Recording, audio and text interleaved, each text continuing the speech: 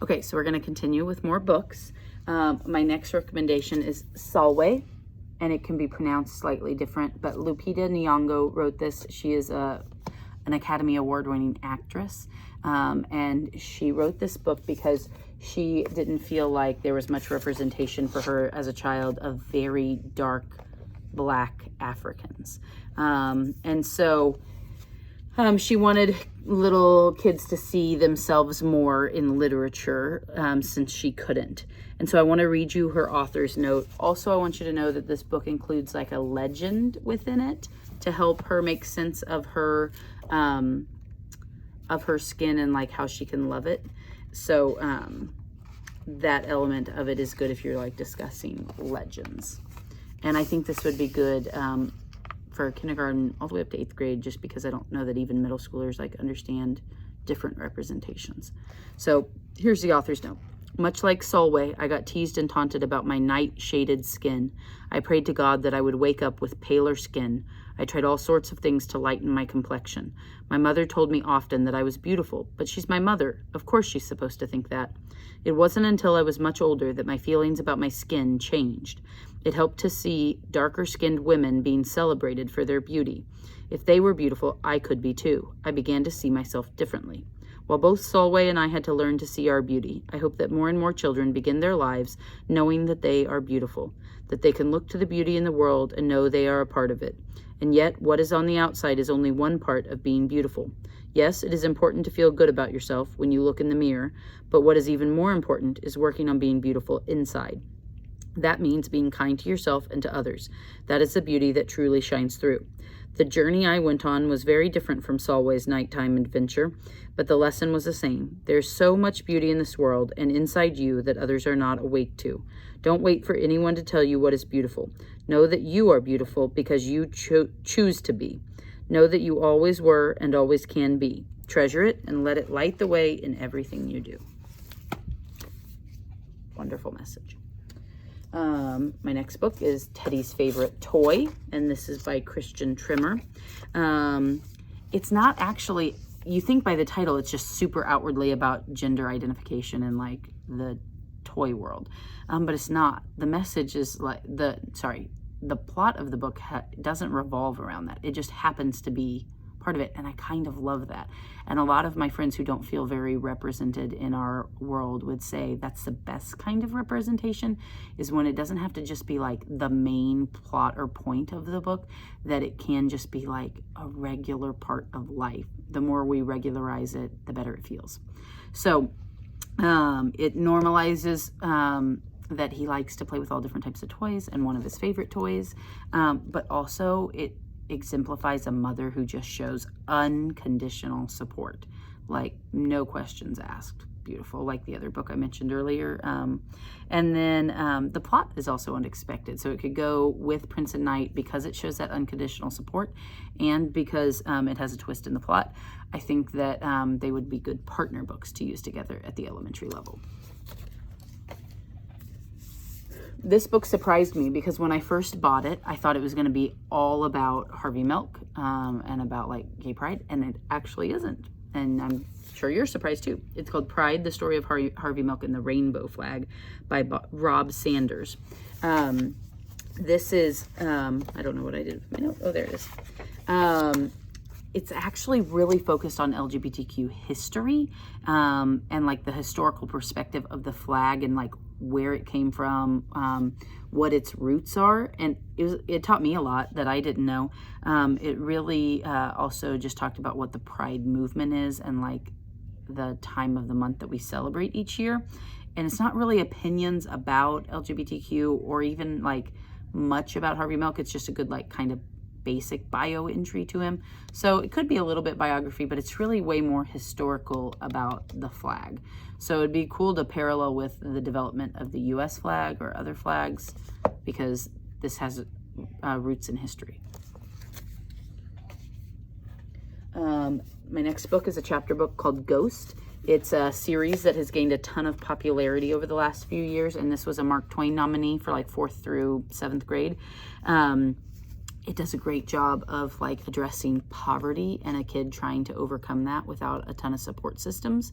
It also talks, I think this is a topic we don't discuss enough in our world, what leads to crime, like why would someone choose crime, and that sometimes you feel you have no alternative. So that was powerful. The book, I will warn you right now, because I was frustrated, it ends open-endedly. There's not an ending, because you have to keep reading the rest of the series. Each book ends open-endedly, and then they like all come together and tie it up.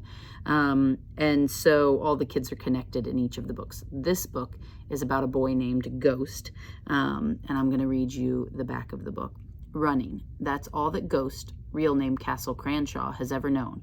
But never for attracting. Nope, his game has always been ball. But when Ghost impulsively challenges an elite sprinter to a race and wins, the Olympic medalist track coach sees he has something, crazy natural talent. Thing is, Ghost has something else, a lot of anger and a past that he tries to outrun. Can Ghost harness his raw talent for speed and meld with the team, or will his past finally catch up to him? So it's the first book in Jason Reynolds, and he's a really great new author on the scene. Jason Reynolds' explosive track series about a fast but fiery group of kids who have a shot at the Junior Olympics, but they have a lot to prove to themselves and one another. Good series. Next is this very pretty book called Julian is a Mermaid. It shows a multicultural perspective and has a bit of bilingual language in it, which is good because lots of our kids are coming from bilingual homes, and their parents speak in both intermeshed, and that's exemplified in this. It's another book that shows really beautiful unconditional acceptance. And then one thing that this hits on that I haven't touched on in any other book is that it shows very real human bodies of all shapes and sizes, and just really what we all look like. And so it just shows that he has interests in the non-stereotypical like gender forms of society, but his grandma just supports it, right? So I want to show you a few of the really pretty illustrations. I love the drawings in this. It kept me entranced. Really pretty.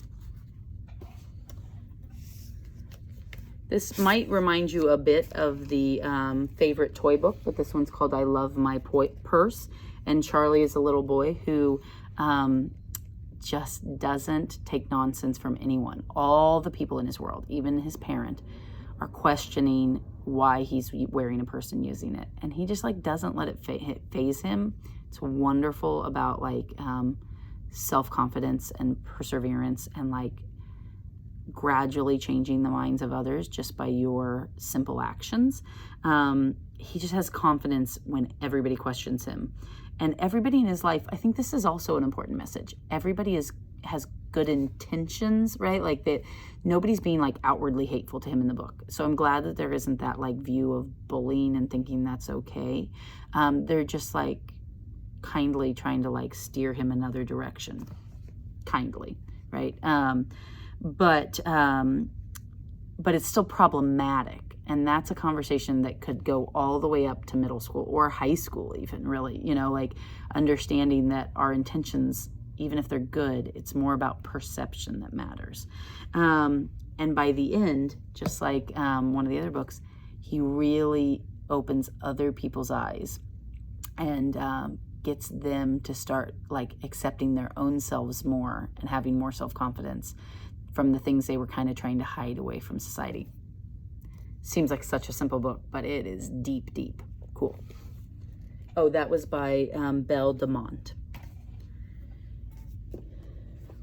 This book one is an interesting one. It was a nominee also for middle grades, but it very, very clearly addresses substance abuse in a teenage sister and how the younger sister and her family have to cope with it, live with it, deal with it. So very important topic that so many of our kids are facing in their worlds right now, but it's heavy, and it's eye-opening for our kids who are more sheltered, right? The one thing to know is it's also partly fantasy, and that's the one thing, like, I liked the book a lot, but I kind of wish she had made it all realistic, because I want kids to see that, like, doesn't have to be fantastical to, like, live through this. But this fish is like a wish granting fish, but it doesn't solve all our problems either. Sometimes it creates more problems. So that's a good conversation topic of, like, there's never a perfect answer, right? And, like, how do you live with the life you have? It also shows the dynamics in her family all struggling to cope with this, you know, trauma and sadness in different ways. It could be a read aloud, or it could be read to self by older kids. I love the cover of this book, What If, by Samantha Berger. The cool thing, this book has nothing to do with race. It just happens to have a character who is a beautiful Black girl. And again, like the book I mentioned earlier, it doesn't have to be outwardly about that topic. People just, like, need to normalize seeing all cultures and body types and expressions in their books. So this is called What If, and it's really nice poetry. It's very short and simple, but it's all about inspiration. So if you need a good book for, like, inspiring makerspace or a new project, it would be great for a kickoff, just about believing in yourself. Show you a few more pictures. Beautiful.